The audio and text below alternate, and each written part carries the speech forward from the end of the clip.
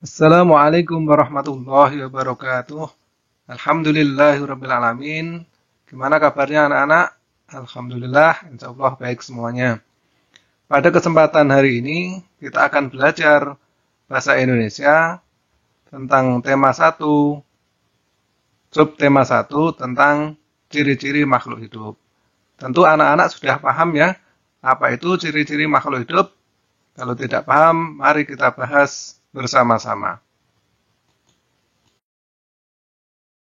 Baik anak-anak, sekarang kita pelajari bersama tentang ciri makhluk hidup. Yang pertama adalah memerlukan makanan dan air. Coba perhatikan gambar berikut. Gambar tersebut adalah keluarga sedang makan.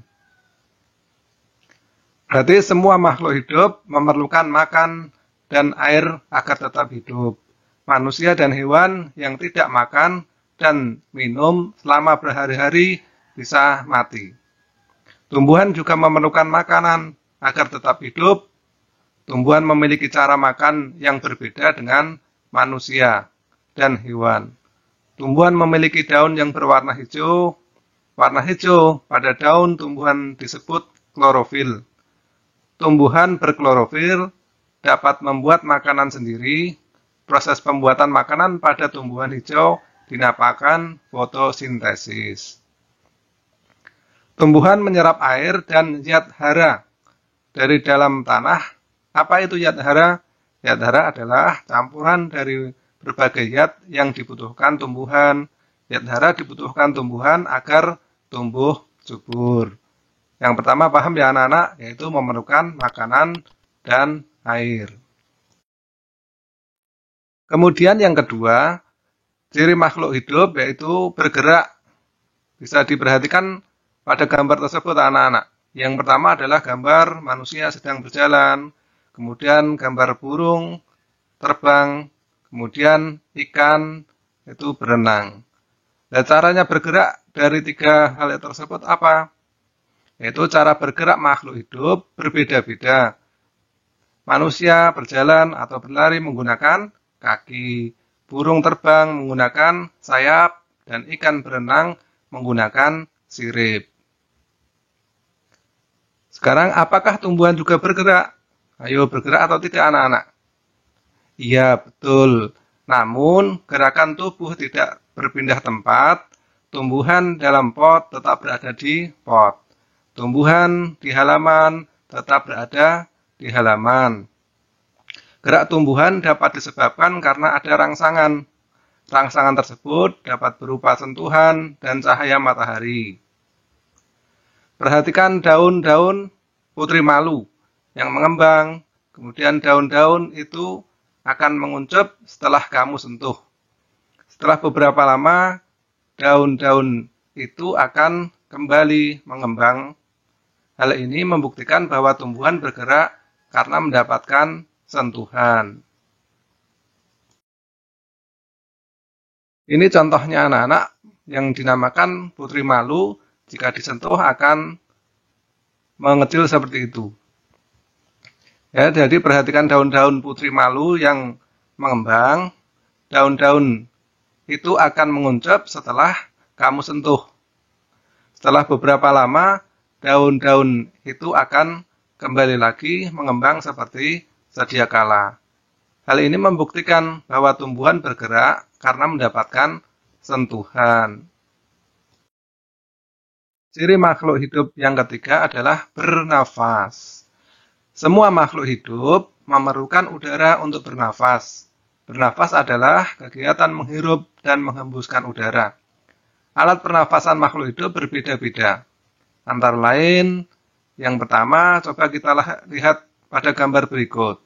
Orang bernafas menggunakan apa anak-anak? Iya, betul.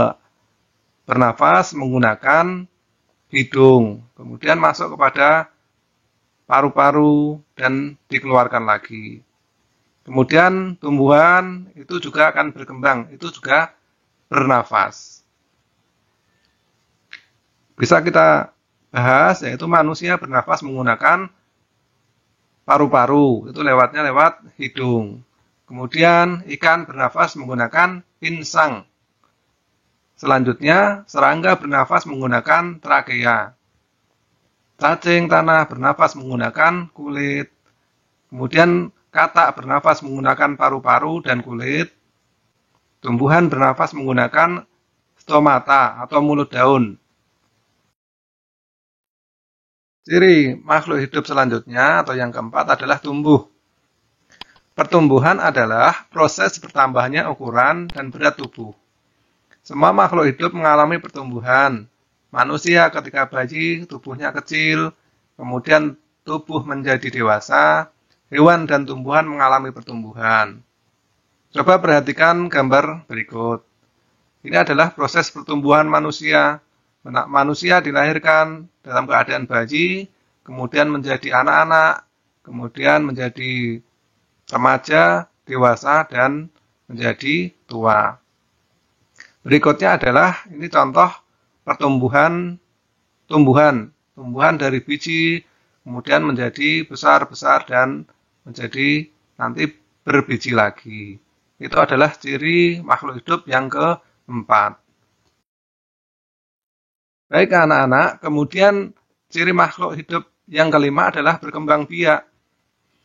Berkembang biak artinya menghasilkan keturunan. Misalnya pada manusia, ibu melahirkan bayi. Hewan juga berkembang biak. Ada hewan yang berkembang biak dengan cara beranak dan bertelur. Sekarang coba perhatikan contoh hewan yang berkembang biak dengan bertelur. Ayo siapa yang tahu? Ya, yang pertama tentu di lingkungan kita ada ayam, kemudian ikan, kemudian burung, dan ular. Itu 4 contoh, salah satu contoh hewan yang berkembang biak dengan bertelur. Sekarang contoh hewan yang berkembang biak dengan beranak, antara lain, ayo apa anak-anak? Ya, ini saya contohkan sapi atau kerbau, kemudian gajah, dan kuda. 3 contoh itu, yang lain anak-anak insya Allah sudah paham dan bisa mencari sendiri ya anak-anak. Ciri makhluk hidup yang keenam adalah peka terhadap rangsangan. Rangsangan adalah sesuatu yang dapat mempengaruhi kerja organ tubuh. Misalnya, ketika melihat sinar matahari, secara otomatis kita akan menutup mata. Daun putri malu akan mengatupkan daunnya jika disentuh. Hewan kaki seribu akan menggulungkan badannya jika disentuh. Coba perhatikan gambar berikut.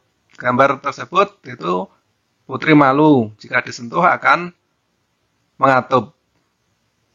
Kemudian kalau ini adalah hewan kaki seribu, itu jika disentuh dia akan menggulungkan badannya.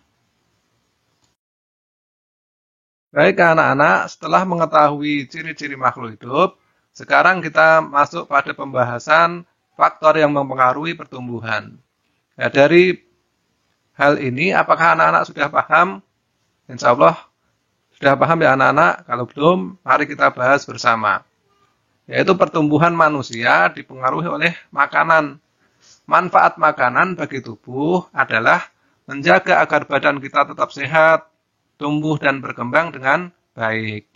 Agar semua itu dapat terpenuhi, kita harus makan makanan bergizi secara teratur.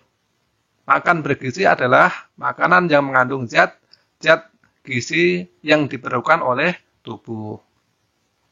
Salah satu makanan yang dianjurkan dalam pengelolaan gizi adalah konsumsi makanan 4 sehat 5 sempurna.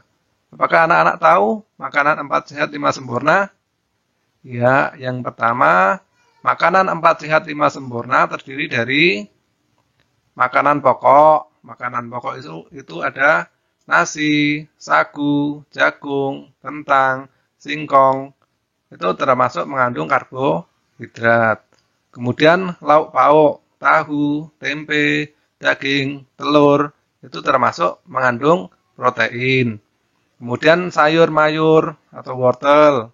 Kemudian buah-buahan itu ada jeruk, apel, pepaya, termasuk mengandung vitamin. Kemudian buah-buahan jeruk, apel, pepaya itu juga mengandung vitamin. Baik anak-anak, sekarang kita masuk pada materi berikutnya, yaitu membuat kalimat efektif. Kalimat yang disusun harus memenuhi syarat kalimat efektif. Kalimat efektif adalah kalimat yang secara penyusunan mudah dipahami dan tersampaikan maknanya secara tepat oleh pembaca atau pendengar. Syarat kalimat efektif haruslah mempunyai struktur yang lengkap. Artinya, kalimat itu harus memiliki unsur-unsur subjek, predikat, objek, dan bisa ditambahkan keterangan. Atau bisa SPOK. Yang pertama kita bahas dulu tentang subjek. Subjek atau pelaku dalam kalimat merupakan orang yang melakukan kegiatan. Subjek berupa kata benda, nama orang, binatang, dan tumbuhan. Bisa kita contohkan, yaitu Adam, harimau, rumput, dan rumah sakit. Dipahami anak-anak, dari subjek itu adalah pelaku atau orang atau kata benda. Tadi dicontohkan adalah Adam, harimau, rumput, dan rumah sakit. Kemudian kita lanjutkan, yang berikutnya adalah predikat. Predikat atau kata kerja merupakan unsur yang menyatakan suatu kegiatan yang dilakukan. Contohnya adalah tidur, bernafas, bergerak, dan memasak. Baik anak-anak, sekarang kita lanjutkan pembahasan tentang objek. Objek merupakan sesuatu yang dikenakan pekerjaan oleh pelaku dalam kalimat. Objek juga berupa kata benda seperti ibu, Adam, dan burung. Kemudian keterangan. Keterangan adalah berfungsi sebagai penjelas tentang bagaimana, di mana, kapan suatu peristiwa dalam kalimat itu terjadi. Bisa dicontohkan, yaitu ke rumah, di rumah, menggunakan sendok. Nah, itu adalah contoh keterangan. Jadi nanti ada contohnya ya anak-anak. Sampai di sini anak-anak sudah paham tentang subjek, predikat, objek, dan keterangan. Baik anak-anak, untuk memperjelas, perhatikan contoh kalimat berikut. Kalimat utamanya adalah bergerak, tumbuhan bergerak. Lihat, yang termasuk objek maupun subjek dan predikat apa? Tumbuhan itu termasuk apa anak-anak? Ya, benar subjek. Kemudian bergerak termasuk predikat. Kemudian kita contohkan yang kedua, makan. Sapi makan rumput. Sapi termasuk apa anak-anak? Ya, sapi itu adalah subjek. Kemudian makan adalah predikat. Rumput adalah objeknya. Biar lebih paham, kita kasih contoh satu lagi. Yaitu bernafas. Manusia bernafas menggunakan paru-paru. Manusia termasuk apa anak-anak? Ya, manusia itu adalah subjeknya. Kemudian bernafas adalah predikat. Dan menggunakan paru-paru adalah keterangan. Sudah paham ya anak-anak tentang subjek, predikat, objek, dan keterangan. Baik anak-anak, sekarang kita membahas pembahasan terakhir tentang membuat cerita dari gambar berseri. Gambar berseri adalah rangkaian gambar yang menceritakan suatu peristiwa secara berurutan. Setiap gambar ditampilkan menceritakan bagian dari cerita yang akan disampaikan. Gambar berseri disusun secara urut sehingga membentuk sebuah cerita yang runtut. Berikut langkah-langkah dalam membuat cerita berdasarkan gambar seri.